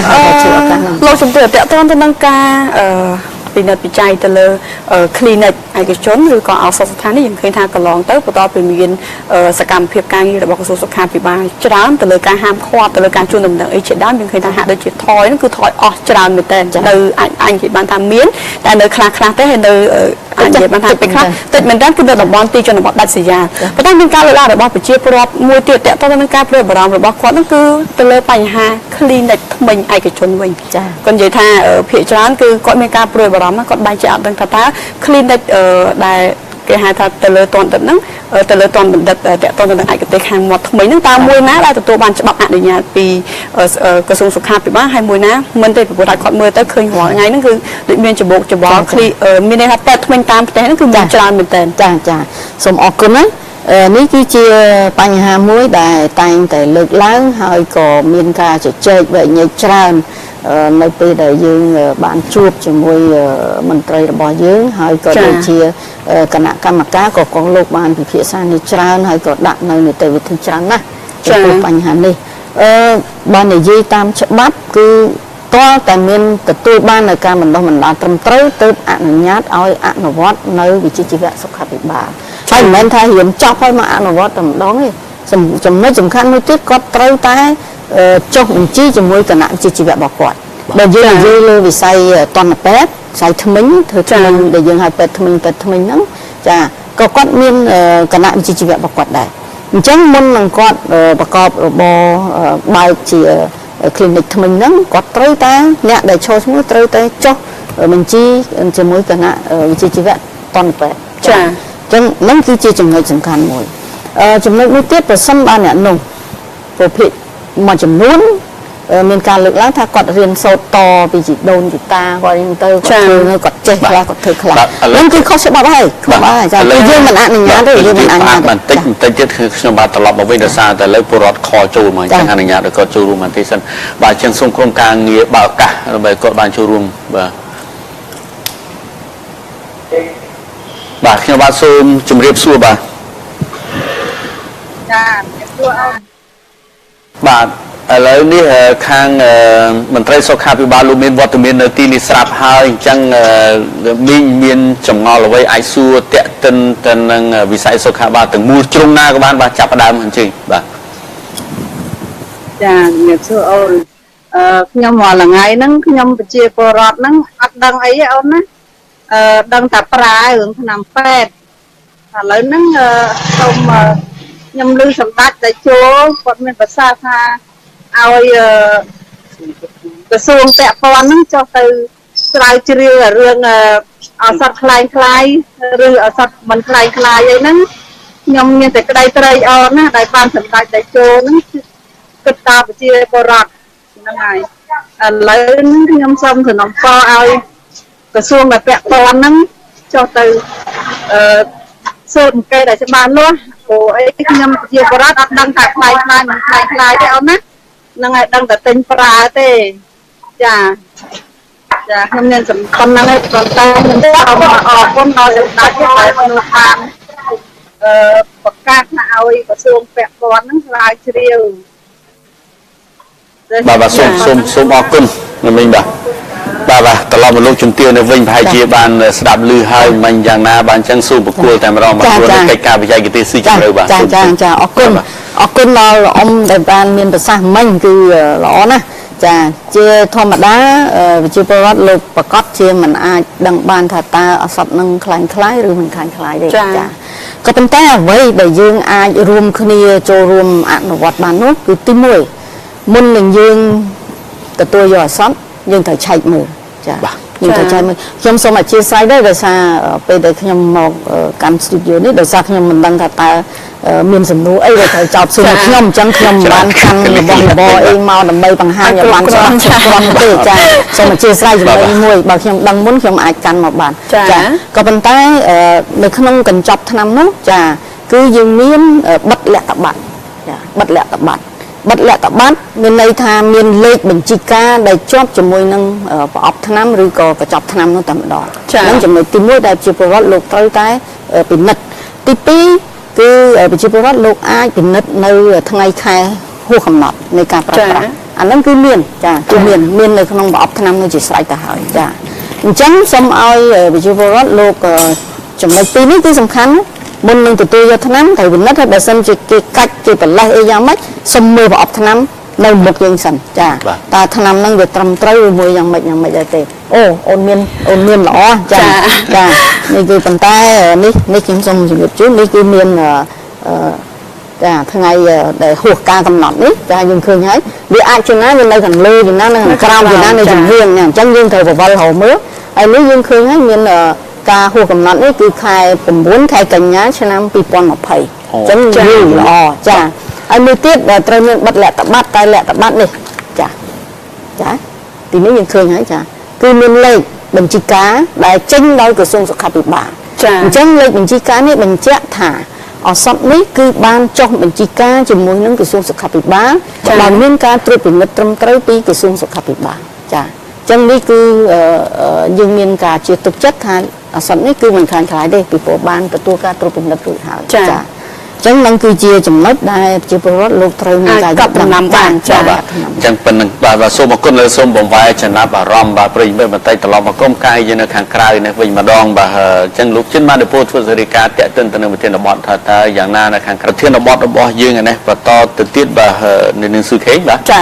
លោកជំទាវនឹងខ្ញុំចង់ដឹងថាតាក់ទងទៅនឹងអរិយាបទរបស់ប្រជាពលរដ្ឋនៅក្នុងការជឿថ្នាំយកមកប្រើប្រាស់បើសិនជាយើងប្រៀបធៀបប្រទេសយើងជាមួយនឹងប្រទេសដទៃទៀតយើងឃើញថាសពថ្ងៃនេះប្រជាពលរដ្ឋយើងនៅពេលដែលលោកឈឺអ្វីមួយលោកតែងតែធ្វើរោគវិនិច្ឆ័យហ្នឹងគឺដោយខ្លួនឯង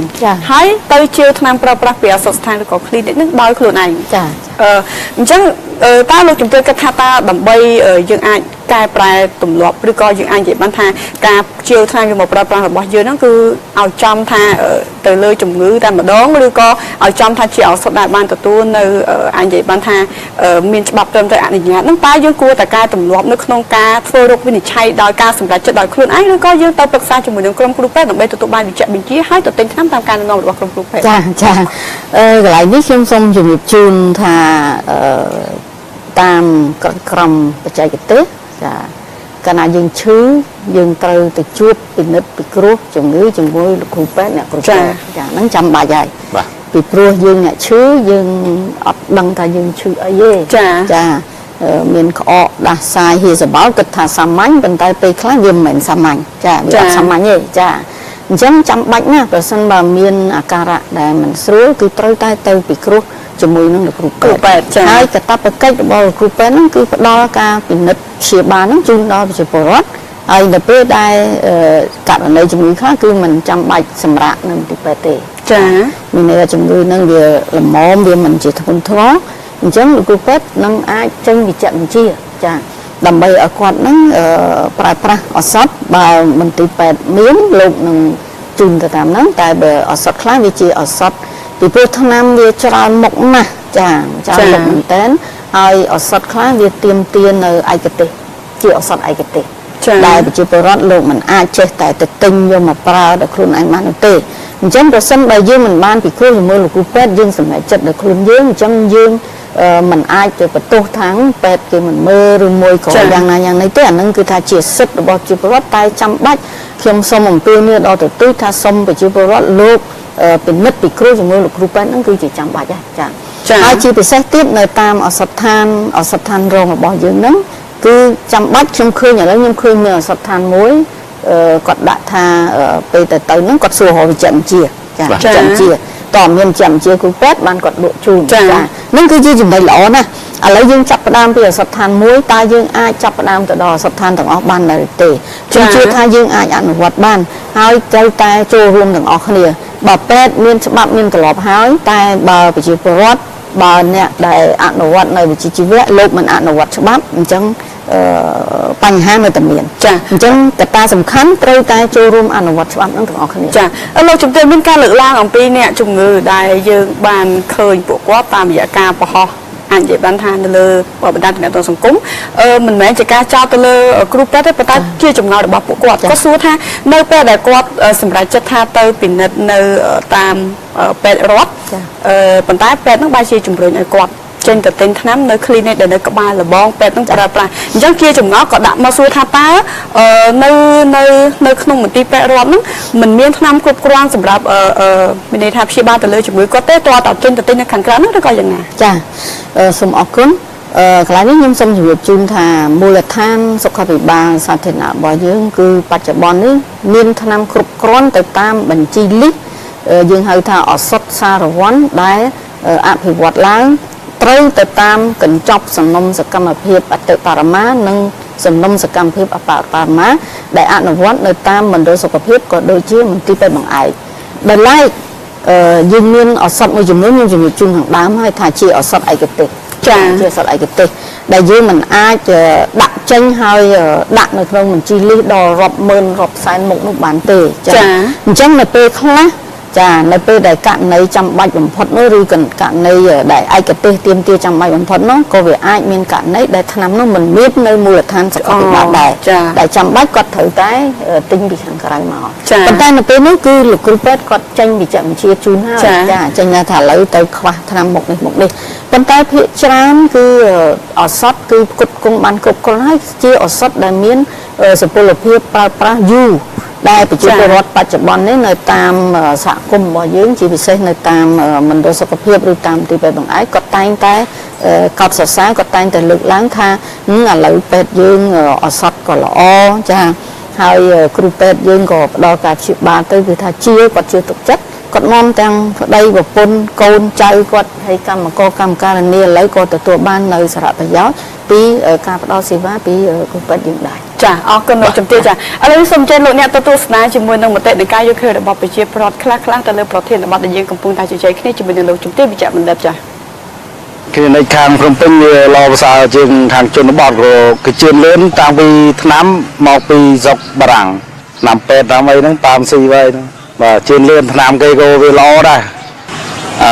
សម្រាប់ខ្ញុំគិតថាខ្ញុំអាចទទួលយកបានដោយសារយើងទៅបម្រើយើងទៅហ្នឹងយើងទទួលបានសេវាកម្មហើយគាត់គ្រប់គ្រងសេវាកម្មរបស់យើងដែលគាត់អាចមើលថែជំងឺយើងវិនិច្ឆ័យយើងគាត់មានលោកថ្នាំទៅហើយគាត់មានវិជ្ជាជីវៈយើងត្រឹមត្រូវអញ្ចឹងខ្ញុំគិតសម្រាប់ខ្ញុំអាចទទួលយកបានខ្ញុំគិតថាវាល្អអាចទទួលយកបានសម្រាប់សេវាកម្មពេលខ្លះមានមួយចំនួនតូចវាអាចអត់ដែរបង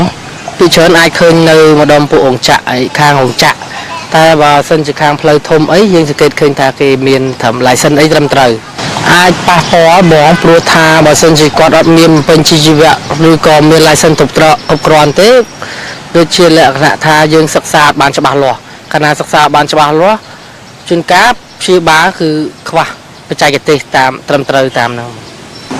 ខ្ញុំសូមសំណូមពរដល់ clinic ទាំងអស់ដែលបានគាត់បើកដំណើរការរាល់ថ្ងៃឬមួយក៏មិនទាន់បើកមុននឹងបើកសូមគាត់ជាខំប្រឹងសិក្សារៀនសូត្រឲ្យបានច្បាស់លាស់មុននឹងគាត់បើកហើយនឹងសមច្បាប់ដើម្បីបើកមន្ទីរពេទ្យឲ្យបានត្រឹមត្រូវហើយនឹងយកចិត្តទុកដាក់ជាមួយនឹងអ្នកជំងឺទាំងអស់ហើយនឹងជួយជាពិសេសខាងសិលធម៌នៃការស្វាគមន៍នៃអ្នកជំងឺសូមឲ្យគាត់ជួយថែរក្សាស្ដាប់ធ្នាប់ទាំងអស់គ្នាបាទយកថាសូមសំណូមពរដល់ clinic ទាំងអស់ដែលថា ពេលអ្នកជំងឺបញ្ជូនទៅអញ្ចឹងមានលក្ខណៈធ្ងន់អញ្ចឹងយើងកុំទុកយូរថាយើងអស់លទ្ធភាពក្នុងការមើលហើយយើងត្រូវបញ្ជូនមកលើព្រោះថាការទុករងចាំយូរអញ្ចឹងធ្វើឲ្យអ្នកជំងឺគេអាចស្លាប់បានអញ្ចឹងបងហើយចំពោះថ្នាំវិញយើងនិយាយថាកុំប្រើប្រាស់ថ្នាំដែលពុនអាលេដែលថានាំឲ្យខូចសុខភាពដល់អ្នកជំងឺបាទនេះគឺជាមតិយោបល់ពីសំណាក់ស្ទាប់មហាជនដែលលើកឡើងតេតិនទៅនឹងវិស័យសុខាភិបាលបាទឥឡូវសូមបង្វែរចំណាប់អារម្មណ៍ត្រឡប់មកមតិយោបល់តាមរយៈផ្ញើតាមរយៈទូតឡាយក៏ដូចជាគេហទំព័ររបស់ហើយផ្សព្វផ្សាយយើងសិនបាទតើលោកមានមតិយោបល់យ៉ាងណាដែលទៅសេមកក្នុងប្រអប់ខមមិនបាទចឹងយើងឃើញមានឈៀវសំអឿនបាទក៏សរសេរតែមិនស៊ីធីនៅកម្ពុជាយើងពិតជាមាន pharmacy ខុសច្បាប់មែនទេអ្នកបងចាបាទនឹងក៏ចាលោកជំរាបបានលើកឡើងពីខាងដើមថាមានប៉ុន្តែឥឡូវហ្នឹងគឺនៅមានតិចតួចមែនតើចាបុប្ផាយើងធ្វើម៉េចមើលដឹងថាកន្លែងលក់ថ្នាំណាមួយដែលអាចទុកចិត្តបានស្រីនៀតបាទគាត់ថាកន្លែងខ្លះគ្រាន់តែថ្នាំក្អកផ្សំម្ដងចិត្ត10គ្រាប់លេបចង់បាយពោះអូបាទគុណបណ្ណាក៏សេមិនគាត់ថារដ្ឋធ្វើដូចគិតគូរណាស់អញ្ចឹងតែប្រមុខរដ្ឋវិញឈឺរត់ទៅរកពេទ្យបរទេសបាទករណាក៏សេថាម៉េចទៀតបងពេទ្យរដ្ឋគុណភាពគ្រាន់បើជាងពេទ្យឯកជនបាទចាហងស្រីហៀងបាទហៀងចាកុំឃើញ clinic ទុកចិត្តពេកពេលព្យាបាលមិនកើតរុញមករត់វិញទៅចាសេរីភាពបាទការលក់ថ្នាំបុរាណបាទយ៉ាងណាបាទអញ្ចឹងសូមការងារ scroll ទេមកបាទលក់ថ្នាំបុរាណមានច្បាប់គ្រប់គ្រងទេអាហ្នឹងក៏មួយយ៉ាងដែរបាទឥឡូវនេះក៏នៅជាមតិយោបល់ដែលលោកលើកឡើងនៅក្នុងគេហៅថាការបញ្ចេញទស្សនៈផ្ទាល់បាទពេលខ្លះខ្ញុំចាប់អារម្មណ៍ទៅលើមតិរបស់ប្រជាពលរដ្ឋមួយលោកប្រាក់សម្ផស្សមិនមែនថាខ្ញុំកាន់ជើងឬក៏គាំទ្រទៅលើវិស័យសាធារណសុខាភិបាលរបស់រដ្ឋទេប៉ុន្តែជាក់ស្ដែងគឺឃើញច្រើនអញ្ចឹងមែននៅពេលដែលគាត់ឈឺគឺគាត់រត់ទៅរកពេទ្យឯកជនប៉ុន្តែពេលដែលពេទ្យឯកជននឹងអស់លទ្ធភាពអស់សមត្ថភាពនៅក្នុងការព្យាបាលអ្នកជំងឺរហូតដល់ពេលខ្លះគឺរៀងធ្ងន់ធ្ងរទៀតមែនទេលោកជំទាវគឺគាត់ចាប់ដើមរុញចូលមកពេទ្យរដ្ឋតាមមកពេលរដ្ឋតាមពីដើមដំបូងយ៉ាងម៉េចអញ្ចឹងមិនខ្ញុំពេលខ្លះខ្ញុំឆ្ងល់ហើយសម្រាប់នឹងដែរចាយើងអាចនិយាយបានទេព្រោះក្នុងក្រមជាសារព័ត៌មានកណ្ដាលពោះវាហួសបន្ទាត់ក្រហមឥឡូវត្រឡប់មកលោកជំទាវវិញម្ដងលោកជំទាវមើលឃើញយ៉ាងម៉េចដែរបាទជុំវិញរឿងនេះដូចជារឿងលក់វត្ថុសំទោសរឿងលក់ឱសថបុរាណយ៉ាងម៉េចបាទចាការលក់ឱសថបុរាណនេះគឺជាចំណុចមួយដែលក្រសួងសុខាភិបាលកំពុងតែយកចិត្តទុកដាក់យើងមានមជ្ឈមណ្ឌលស្រាវជ្រាវវិទ្យាសាស្ត្រឱសថបុរាណរបស់យើងដែលគាត់ជាអ្នកទទួលខុសត្រូវមើលការខុសត្រូវលើការឱសថបុរាណចាលើឱសថបុរាណនេះរាល់ឱសថបុរាណទាំងអស់មុននឹងដាក់លក់នៅទីផ្សារក៏ត្រូវតែទៅចុះបញ្ជីការជាមួយក្រសួងសុខាភិបាលដែរចាអានឹងចាំបាច់ណាស់ហើយដូចគ្នាប្រសិនបើគាត់ចុះបញ្ជីការហើយឱសថនោះគឺមានប័ណ្ណលក្ខប័ណ្ណហើយឱសថនោះក៏ត្រូវតែមានបញ្ជាក់នៅសុពលភាពនៃការប្រើប្រាស់របស់វាដែរកន្លងមកយើងសង្កេតឃើញហើយវាស្មុគស្មាញច្រើនដោយសារអ្នកខ្លះអះអាងថាខ្លួនជាគ្រូបុរាណល្បីល្បាញអីចឹងទៅរហូតដល់ករណីចុងក្រោយនេះយើងឃើញថាមានករណីមួយនោះគាត់ទៅទិញប្រអប់ថ្នាំហ្នឹងពីប្រទេសជប៉ុនចាប្រអប់ហ្នឹងគឺមានអក្សរជប៉ុនអីនៅជាប់ហ្នឹងទៅហើយគាត់យកថ្នាំនោះមកគាត់ច្រកទៅក្នុងប្រអប់ហ្នឹងសតបុរាណរបស់យើងហើយគាត់លក់នេះគឺតម្លៃថ្លៃទៀតមកប្រអប់ហ្នឹងរហូតទៅដល់$20ទៅ$25ឯណោះហើយគាត់អះអាងថាឱសថហ្នឹងគឺអាចព្យាបាលជំងឺអេដក៏បានជំងឺមហារីកក៏បាននិយាយរួមទៅ100មកសឹងតែ100មកចាអញ្ចឹងក្រោយនេះខ្ញុំសូមអំពាវនាវជូនដល់ប្រជាពលរដ្ឋយើងកុំជឿចាកុំជឿតាមការឃោសនាបោកប្រាស់របស់ជនមួយចំនួនតូចចាជនមួយចំនួនតូចដែលគិតតែពីផលប្រយោជន៍ខ្លួនឯងដោយមិនគិតពីផលប៉ះពាល់ទៅដល់អ្នកប្រើប្រាស់អ្នកដែលប្រើប្រាស់ចាហើយយើងក៏បានចាត់វិធានការជាបន្ទាន់ដោយធ្វើការជាមួយនឹងគូឱសថបុរាណនោះហើយយើងបានបិទយើងបានអីចឹងទៅហើយយើងណែនាំគាត់ឲ្យងាកមកប្រើប្រាស់ទៅតាមលក្ខណៈស្របច្បាប់ចាហើយមានការត្រួតពិនិត្យត្រឹមត្រូវអញ្ចឹងក្រោយនេះសូមឲ្យមានការប្រុងប្រយ័ត្នទាំងអស់គ្នាចាអរគុណលោកជំទាវចាឥឡូវនេះខ្ញុំសូមបង្ហាញអំពីលទ្ធផលផ្លូវការនៃការបោះឆ្នោតគាំទ្រពីសំណាក់ប្រជាពលរដ្ឋតើពួកគាត់បោះឆ្នោតគាំទ្រទៅលើចម្លើយកឬក៏ចម្លើយខចា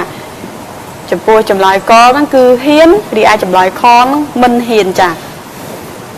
តែពួកគាត់ហ៊ានប្តឹងឬក៏មិនហ៊ានចាអ្នកថាហ៊ានហ្នឹងគឺ 85% អា 15% គឺគាត់បោះឆ្នោតទៅលើចម្លើយមិនហ៊ានអរគុណសម្រាប់ការទស្សនាខណៈនេះយើងខ្ញុំទាំង3អ្នកសូមពេលសម្រាប់បន្តិចសិន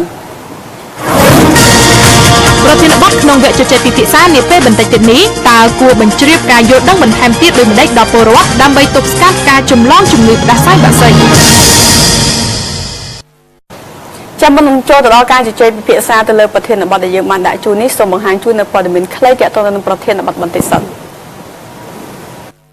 ប្រជាពលរដ្ឋនិងអាជីវករជាអ្នកលក់មាន់ទានៅផ្សារដើមកបានយល់ដឹងច្រើនពីការឆ្លងនៅមេរោគគ្រុនផ្ដាសាយបាក់សី H5N1 ដែលបានផ្ទុះនិងរាតត្បាតនៅក្នុងសង្កាត់ភ្នំពេញថ្មីខណ្ឌសែនសុខរាជធានីភ្នំពេញកាលពីពេលថ្មីនេះយ៉ាងណាមិញក្រោយពីទទួលបានដំណឹងនៃការផ្ទុះជំងឺគ្រុនផ្ដាសាយបាក់សីនៅតំបន់ខាងលើរួចមកអាជីវករនិងប្រជាពលរដ្ឋបានសម្ដែងការព្រួយបារម្ភហើយពួកគេចាប់ផ្ដើមស្វែងយល់ពីវិធីបង្ការទប់ស្កាត់ដើម្បីជៀសវាងការឆ្លងនៅជំងឺគ្រុនផ្ដាសាយបាក់សីមកមនុស្សនិងពីមនុស្សទៅមនុស្សផងដែរជុំវិញរឿងនេះប្រជាពលរដ្ឋបានប្រាប់ណៃធីវីថាពួកគេមិនត្រឹមតែបង្កើនការប្រុងប្រយ័ត្នប៉ុណ្ណោះទេប៉ុន្តែពួកគេក៏បានអំពាវនាវឲ្យប្រជាពលរដ្ឋផ្សេងទៀតមានការប្រុងប្រយ័ត្នដូចគ្នាក្នុងការបរិភោគសាច់មាន់និងការធ្វើអនាម័យជាប្រចាំពិសេសកុមារតូចៗដើម្បីទប់ស្កាត់នៅជំងឺនេះខណៈដែលវីរុសគ្រុនផ្ដាសាយបាក់សី H5N1 បានផ្ទុះឡើងនៅរាជធានីភ្នំពេញ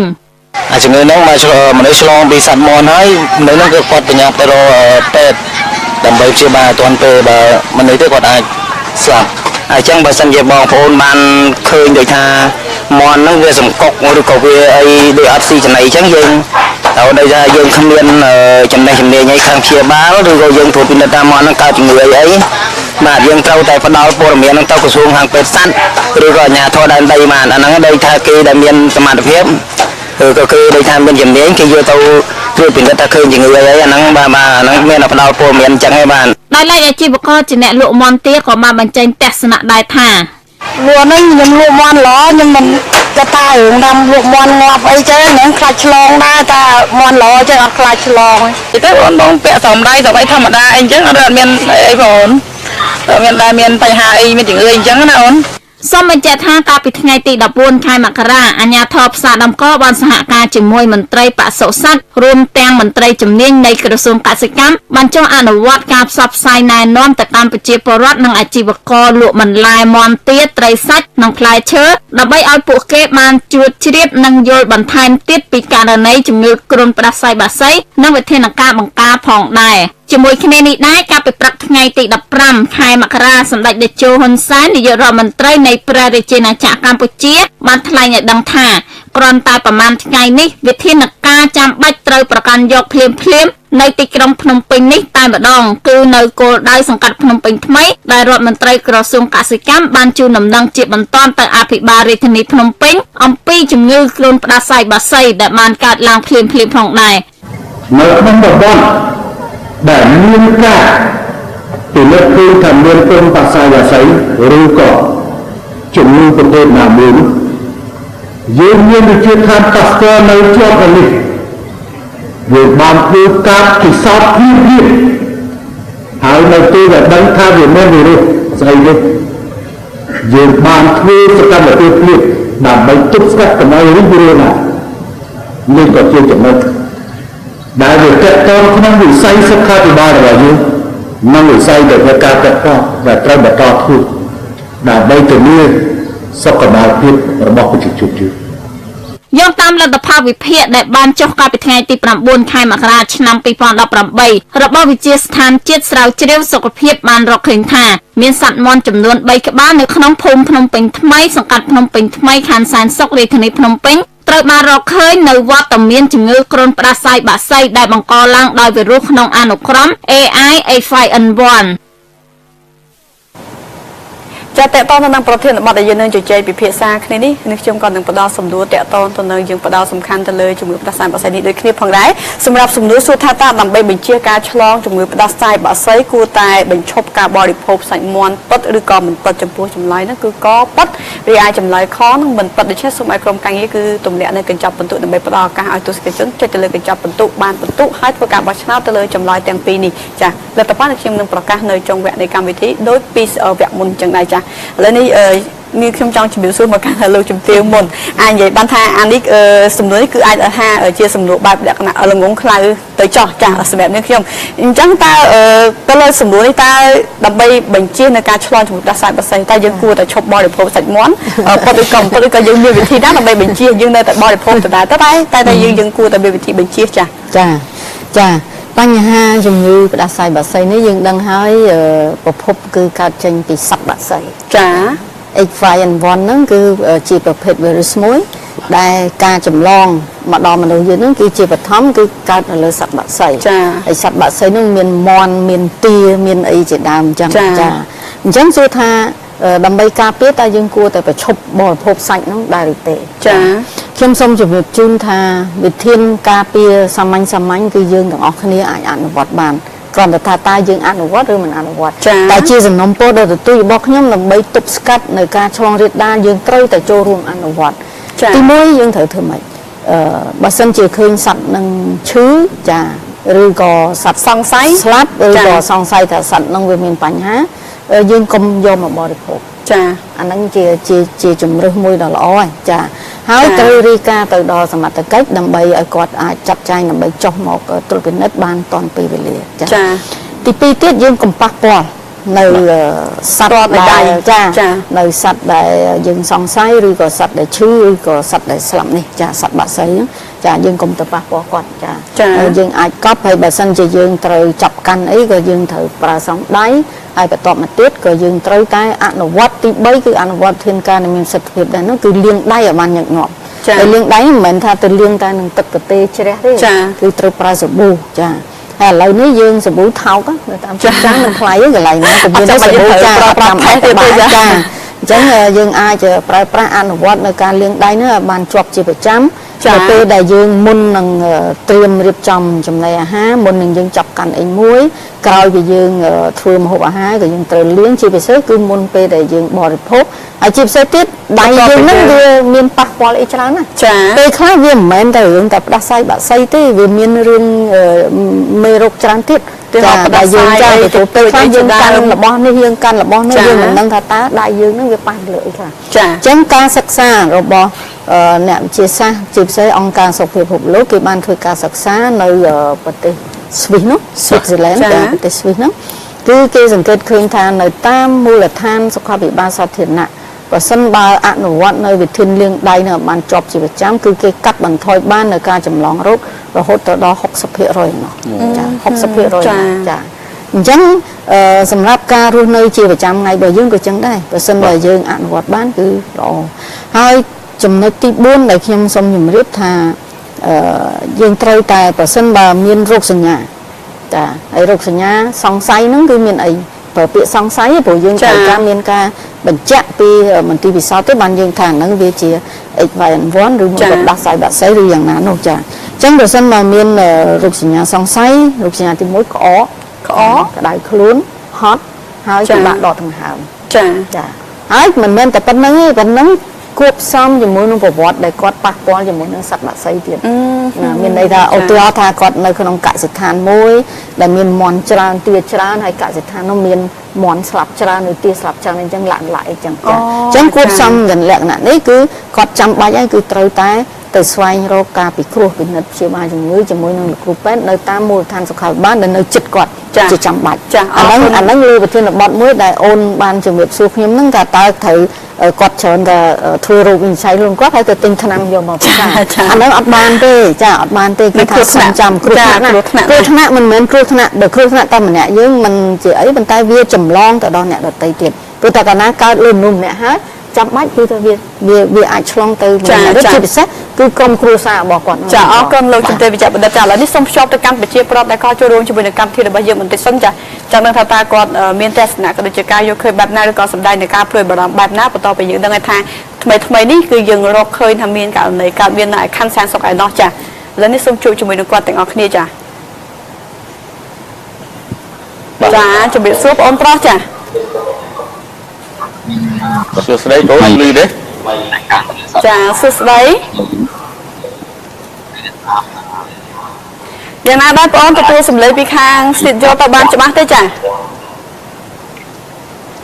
បាទបងបានច្បាស់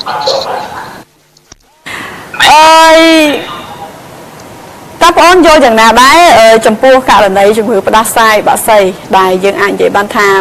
វាដូចជាមានការកក្រៅឡើងតិចចាស់នៅឯខាងខណ្ឌសែនសុខដែលខាងក្រសួងគឺទៅតែបានប្រកាសអំពីការជឿនដំណឹងតែរកឃើញចំពោះសត្វមាន់3ក្បាលដែលឆ្លងជំងឺ H5N1 នេះចា៎នឹងសាកសពបានតែដាច់ចាបងអូនយល់ឃើញយ៉ាងណាដែរនៅពេលដែលយើងបានទទួលដំណឹងថាកើតមានករណីជំងឺ H5N1 ចំពោះសត្វមាន់3ក្បាលនៅខាងខណ្ឌសែនសុខកាលពីសប្តាហ៍មុនកន្លងមកនេះចា៎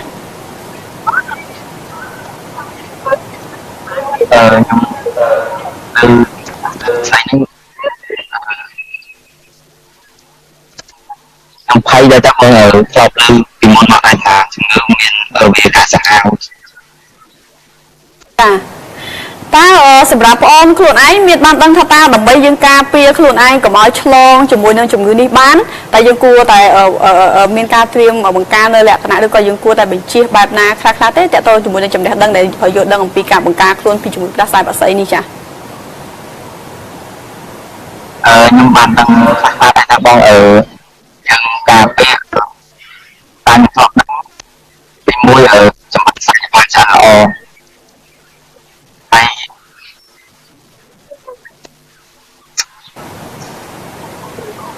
ចាអរគុណដែលបានចូលរួមចាអរគុណមែនតើលោកជំទាវតកតងទៅនឹងសកម្មភាពការងាររបស់ក្រសួងសុខាភិបាលយើងឃើញថាតាមពិតនេះមិនមែនជាករណីថ្មីដែលកើតមាននៅក្នុងប្រទេសយើងទេបើយើងធៀបអំពីករណីដែលកើតឡើងមុនដែលបង្កជាក្តីព្រួយបារម្ភគឺលើកមុនហ្នឹងគឺវិជាប្រដ្ឋលោកដូចជាមានការព្រួយបារម្ភនិងភ័យខ្លាចច្រើនជាងប៉ុន្តែយើងឃើញថាដោយសារតែតកតងនឹងសកម្មភាពការងាររបស់ក្រសួងក្នុងការអនុវត្តក្នុងការផ្សព្វផ្សាយបញ្ជ្រាបចំណេះដឹងផ្សេងៗឃើញថាឥឡូវបើទោះបីជាដឹងថាមានផ្ទុះប៉ុន្តែដូចជាវិជាប្រដ្ឋលោកដូចជាមិនសូវមានការព្រួយបារម្ភច្រើនទេអញ្ចឹងនេះខ្ញុំចង់ដឹងថាដើម្បីអាចទទួលបាននៅភាពជឿទុកចិត្តពីប្រជាប្រដ្ឋនៅក្នុងការ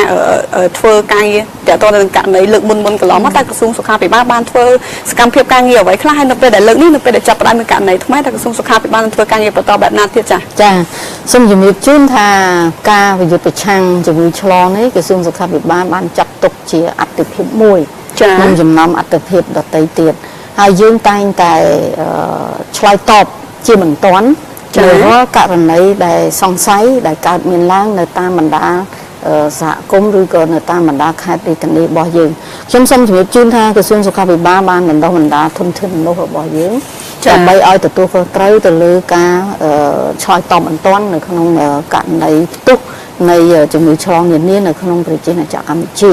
អញ្ចឹងយើងនៅតាមបណ្ដារាជធានីខេត្តទាំង25យើងមានក្រុមហៅថាក្រុមឆ្លើយតបបន្ទាន់ចាហើយបើយើងឃើញតែឈ្មោះយើងដឹងហើយបន្ទាន់ណាបាទអញ្ចឹងមានន័យថាគ្រាន់តែមានព័ត៌មានភ្លាមគឺក្រុមនោះគឺចាំបាច់ត្រូវតែទៅដល់ទីតាំងជាបន្ទាន់ដោយមិនថាយប់មិនថាថ្ងៃទេគឺថាត្រូវតែចុះទៅដល់ទីតាំងទី2គឺគាត់ត្រូវអនុវត្តទៅតាមគេហៅថាស្តង់ដារប្រតិបត្តិ SOP ចាយើងមានស្តង់ដារប្រតិបត្តិដែលស្តង់ដារប្រតិបត្តិនេះមិនមែនដាច់ដោយឡែកសម្រាប់តែប្រជាណាចក្រកម្ពុជាយើងទេពីព្រោះប្រទេសយើងមិនមែនជាប្រទេសដោយឡែកយើងស្ថិតនៅក្នុងតំបន់អាស៊ានយើងស្ថិតនៅក្នុងតំបន់ Pacific ខាងលិចយើងស្ថិតនៅក្នុងចង្កោមពិភពលោកចាអញ្ចឹងប្រទេសជាណាចក្រកម្ពុជាក៏ជាប្រទេសមួយដែលត្រូវតែអនុវត្តទៅតាមនិយមនៃហៅថា IHR 2005ហៅថាសុខភាពអន្តរជាតិ2005ចាអញ្ចឹងនៅក្នុងនិយមនេះយើងត្រូវតែអនុវត្តឲ្យបានខ្ជាប់ខ្ជួនដោយរៀបចំឲ្យមានក្រុមឆ្លើយតបនឹងត្រឹមត្រូវមាននិយមប្រតិបត្តិស្តង់ដារបានត្រឹមត្រូវហើយយើងបណ្ដុះបណ្ដាលធនធានមនុស្សរបស់យើងឲ្យគាត់ចេះអំពីនីតិវិធីក្នុងការចុះទៅស្រាវជ្រាវក្នុងករណីមានករណីសង្ស័យឬក៏ផ្ទុះឡើងនៅជំងឺណាមួយចំណុចមួយទៀតដែលសំខាន់គឺការអប់រំសុខភាពជូនដល់ប្រជាពលរដ្ឋរបស់យើងចានេះគឺជាកត្តាសំខាន់សារអប់រំសុខភាពត្រូវតែមានចាហើយកន្លងមកនេះគឺយើងបានប៉ុស្តិ៍នៅក្នុងទំព័រ website របស់នាយកដ្ឋានប្រយុទ្ធនឹងជំងឺឆ្លងចាអស់លោកស្រីអាចចូលមើលហើយអាចទាញយកបាននៅព័ត៌មានផ្សេងៗដែលតាក់ទងទៅនឹងជំងឺឆ្លងនានារួមមានទាំងជំងឺផ្ដាសាយបាក់សីនឹងផងដែរចាហើយមិនត្រឹមតែប៉ុណ្្នឹងទេគឺយើងបានផ្សព្វផ្សាយទៅដល់ប្រជាពលរដ្ឋឧទាហរណ៍ ថ្មីនេះគឺថានៅស្រុកព្រៃឈរខេត្តកំពង់ចាមដែលមានករណីផ្ទុះជំងឺផ្ដាសាយបាក់សីនៅលើសត្វនឹងដែរហ្នឹងក្រុមការងារបន្តមកយើងគឺចុះទៅហើយមន្ត្រីសុខាភិបាលខេត្តលោកខិតខំណាគឺថាគាត់ចុះទៅក្រុមរបស់គាត់ហ្នឹងគឺថាទៅផ្សព្វផ្សាយតែម្ដងដើម្បីឲ្យប្រជាពលរដ្ឋយល់ឲ្យបានច្បាស់នៅនីតិវិធីនៃការកាត់បន្ថយពីព្រោះសំខាន់គឺយើងត្រូវកាត់បន្ថយការចម្លងពីសត្វមកមនុស្សចាបើយើងកាត់អានឹងបានគឺយើងអាចសេះមានន័យថាមានសុវត្ថិភាពហើយចឹងអ្វីដែលអាចកាត់បានមិនមែនពេទ្យនឹងម្នាក់ឯងអាចទៅកាត់បានទេចាតើតែមានការចូលរួមពីប្រជាពលរដ្ឋសហការទាំងអស់គ្នារាប់ទាំងអ្នកដែលនៅកសិដ្ឋានរាប់ទាំងអ្នកលក់ដូររាប់ទាំងអ្នកបរិភោគអញ្ចឹងការបរិភោគមិនមែនខ្ញុំអត់បាននិយាយដល់ពេលខ្លីចាការបរិភោគនេះទេគឺត្រូវតែបរិភោគសាច់ឲ្យឆ្អិនត្រឹមត្រូវកុំសាច់ឆៅចាសាច់ឆៅព្រោះសាច់ឆៅយើងអត់ដឹងថាតើសាច់នោះវាមានបាក់តេរីអីខ្លះវីរុសអីខ្លះក៏យើងអត់ដឹងដែរអញ្ចឹងបើសិនមកយើងចំអិនឲ្យបានល្អមែនទែនគឺងាប់ហើយបាក់តេរីអញ្ចឹងសុខភាពយើងអញ្ចឹងសំខាន់គឺបរិភោគអាហារចំអិនហើយស្អាតអនុវត្តនៅអនាម័យល្អចាហើយប្រជាពលរដ្ឋមិនត្រូវប៉ះពាល់ទៅលើសត្វដែលមានសង្ស័យថាឈឺឬក៏ស្លាប់ទេចាបាទរឿងហ្នឹងលោកជំទាវដោយសារខ្ញុំនៅចាំបានកាលពីដូចជា2ទៅ3ឆ្នាំមុនយើងមានក្រុមចតាឡេសាចាឥឡូវនេះយើងនៅមានដាក់ទៀតហើយរឿងក្រុមចតាឡេសានៅតែមានហើយក្រុមចតាឡេសាដើរតួនាទីសំខាន់នៅតាមច្រកអន្តរជាតិចាច្រកអន្តរជាតិក្នុងករណីពីព្រោះកាលណាផ្ទុះឧទាហរណ៍ពេលខ្លះឧទាហរណ៍ករណី Zika កន្លងមកឬក៏ករណី MERS ឬក៏ SARS កន្លងទៅចាក្នុងឆ្នាំមុនកន្លងទៅនេះគឺយើងចាត់ក្រុមចាត់តាឡេសារបស់យើងនៅតាមព្រំប្រទល់ទាំងអស់ហើយយើងមានម៉ាស៊ីន scan សីតុណ្ហភាពអីឡាក់អញ្ចឹងទៅដើម្បីស្រាវជ្រាវឲ្យដឹងថាពីព្រោះជំងឺវាអត់មានព្រំដែនទេចាវាចេញចូលបានស្រីចិនហ្នឹងចាអញ្ចឹងបើសិនមកយើងមានយន្តការមួយដែលត្រួតពិនិត្យនៅតាមច្រកចេញចូលយើងអាចទិបបានមួយចំណែកធំណាស់ដូច្នេះហើយបានជាកន្លងមកក្រសួងសុខាភិបាលក្រុមការដឹកនាំរបស់ឯកឧត្តមសាស្ត្រាចារ្យមុំណេងរដ្ឋមន្ត្រីក្រសួងសុខាភិបាលដែលលោកយកចិត្តទុកដាក់ណាស់លើបញ្ហានេះចាហើយលោកបញ្ជាផ្ទាល់ទៀតឲ្យតែមានបញ្ហាហ្នឹងគឺលោកបញ្ជាផ្ទាល់ម្ដងលោកជំទាវជាចុងក្រោយតើលោកជំទាវចង់ផ្ដាំផ្ញើទៅដល់ប្រជាពលរដ្ឋបែបណាពីព្រោះនេះខ្ញុំមើលឃើញថាចំពោះករណីជំងឺឆ្លងយើងឃើញថាដោយសារតែធ្លាប់មានករណីដូចជាជំងឺផ្ដាសាយជ្រូកនៅពេលដែលកើតមានទៅលើប្រជាពលរដ្ឋប៉ុន្តែគាត់បែរជាមិនចាប់អារម្មណ៍ទៅលើការទៅប្រឹក្សាជាមួយនឹងពេទ្យរដ្ឋជាមុនប៉ុន្តែគាត់បែរជាជ្រើសរើសពេទ្យឯកជនអញ្ចឹងតបរហូតទៅដល់សឹងតែហួសពេលទៅគាត់រត់ទៅរកពេទ្យរដ្ឋចុងក្រោយគឺជួយគាត់អត់កើតអញ្ចឹងតើតើតាមជំងឺឆ្លងមិនថាផ្ដាសាយបាក់សីផ្ដាសាយជ្រូកជំងឺអីផ្សេងជាដើមមិនសង្ស័យថាជាជំងឺឆ្លងអាចថាកម្រិតធ្ងន់ធ្ងរហ្នឹងតើលោកជំទាវមានការផ្ដាំផ្ញើទៅដល់ប្រជាពលរដ្ឋបែបណាដើម្បីទៅពិគ្រោះជាមួយនឹងពេទ្យឯកទេសតែម្ដងដើម្បីអាចឲ្យជួយពួកគាត់ហ្នឹងគឺទាន់ពេលវេលាចាខ្ញុំសូមអំពាវនាវជូនដល់ប្រជាពលរដ្ឋយើងទាំងអស់ថាប្រសិនបើមានបញ្ហាសុខភាពខ្ញុំសូមប្រើពាក្យថាបញ្ហាសុខភាពមួយម៉ាត់ចាទោះបីឈឺពោះឈឺក្បាលវិលមុខរាករូសក្តៅខ្លួនក្អកណាអីយ៉ាងណាយ៉ាងណីហ្នឹងក៏សូមទៅជួបជាមួយនឹងលោកគ្រូពេទ្យដែលទទួលបានលោកគ្រូពេទ្យដែលបានបណ្ដុះបណ្ដាលត្រឹមត្រូវអាហ្នឹងសំខាន់ណាពីព្រោះអ្នកខ្លះអះអាងថាខ្លួនឯងគ្រូពេទ្យតែគាត់មិនបានទទួលការបណ្ដុះបណ្ដាលទេចាអញ្ចឹងយើងស្គាល់នៅក្នុងសហគមន៍ជាពិសេសគឺនៅតាមមូលដ្ឋានសុខាភិបាលសាធារណៈរបស់យើងដែលមានលោកគ្រូពេទ្យប្រចាំការនៅទីនោះគឺសូមឲ្យទៅប្រើប្រាស់សេវានៅមូលដ្ឋានសុខាភិបាលសាធារណៈរបស់យើងដែលនៅជិតផ្ទះរបស់ពួកគាត់ចាហើយបញ្ហាថាហេតុអីគាត់ទៅពេទ្យឯកជនមុននឹងពេទ្យរដ្ឋខ្ញុំថានេះគឺជាសិទ្ធិជ្រើសរើសចារបស់ពួកគាត់ជាបាលរបស់ពួកគាត់គឺមិនអាចទៅហាមគាត់ថាណែកុំទៅកន្លែងនេះអាចទៅកន្លែងនោះអានឹងយើងក៏ខុសដែរបើនិយាយពីក្រមសីលធម៌យើងក៏ខុសដែរចាអញ្ចឹងសំខាន់លើគាត់ដែលបុគ្គលត្រូវទទួលខុសត្រូវលើបញ្ហាសុខភាពរបស់ខ្លួនចាធ្វើការសម្រេចចិត្តឲ្យបានត្រឹមត្រូវចាទទួលនៅចំណេះដឹងនៅការអប់រំទន្ទឹមនោះគឺសម្រេចចិត្តថាតើខ្លួនត្រូវទៅស្វែងរកសេវានៅកន្លែងណាដែលខ្លួនជឿទុកចិត្តចាឡែកចាដោយអូនមានសោះមិញអញ្ចឹងលើកឡើងបាញ់មិញថាដល់ទៅពេទ្យរដ្ឋហើយដល់មិនជាធ្ងន់ហើយទៅពេទ្យឯកជនសំទោសមិនជាហើយបានគេរឹងទៅពេទ្យរដ្ឋនេះគឺជាករណីដែលមានច្រើនណាស់ដែលយើងជួបប្រទះនៅពេលនោះដល់ធ្ងន់ហើយដឹកជណាពេលខ្លះទៅដល់ពេទ្យរដ្ឋគ្រាន់តែចូលដល់ខ្លោងទ្វារគាត់ស្មាត់ទោសគាត់ដាច់ខ្យល់ទៅដល់អញ្ចឹងកំហឹងហ្នឹងគឺចាស់ទៅលើពេទ្យរដ្ឋតែម្ដងក៏អត់បានគិតថាតើគាត់ចំណាយប្រមាណនៅពេទ្យឯកជនដល់ពេលមកដល់ពេទ្យរដ្ឋគាត់ចាស់កំហឹងថាអូឥឡូវមកដល់ហើយស្រាប់បដាយខ្ញុំឧទាហរណ៍អញ្ចឹងដឹកមកហ្នឹងនៅមានដង្ហើមសោះស្រាប់មកដល់ហ្នឹងពេទ្យអត់មើលស្រាប់ដាច់ខ្យល់ចារឿងពេទ្យរដ្ឋហ្នឹងទៅរឿងពេទ្យរដ្ឋហ្នឹងទៅចាអញ្ចឹងឡើយនេះខ្ញុំសូម អង្វរហើយក៏សូមសំណូមពរដល់ទទូចសូមឲ្យជាពលរដ្ឋលោកមានការស្វែងយល់ឲ្យបានច្បាស់ដឹងពីស្ថានភាពជំងឺរបស់ខ្លួនបានច្បាស់ហើយទៅសេវាហើយបើថាមិននេះទេទៅសេវារដ្ឋតែម្ដងទៅចាឲ្យចំគោលដៅតែម្ដងចំគោលដៅតែម្ដងពីពលរដ្ឋជិះមិនរួចកាលណាធ្ងន់ពីពលរដ្ឋឯកជនគាត់មិនមានសម្ភារៈអីទំនើបបរិខាគ្រប់គ្រាន់គ្រប់គ្រាន់ដូចនៅមន្ទីរពេទ្យរដ្ឋទេចាបាទសូមអរគុណយ៉ាងជ្រាលជ្រៅចំពោះលោកជំទាវដែលបានចំណាយពេលមានតម្លៃការចូលរួមនៅក្នុងវេទិកានេះបាទប្រិមត្តទូរទស្សនិកជនជាទីគោរពសាពេលវេលាមានកំណត់ត្រឹមប៉ុណ្ណេះឥឡូវលទ្ធផលបានធ្លាក់មកហើយបាទជាងសូមក្រុមការងារបាទទម្លាក់នៅលទ្ធផលយើងឃើញចម្លើយ2កបាទពិតហើយខមិនពិតយើងចង់ដឹងមើលថាតើ graphic ឡើងប្រមាណ%ចា63%ទល់នឹង37%បាទខណៈនេះសូមពេលសម្រាប់មកផ្លែសិនជួបខ្ញុំហើយនឹងនាងភូសុខេងបន្តទៀតនៅវគ្គបន្ទាប់បាទ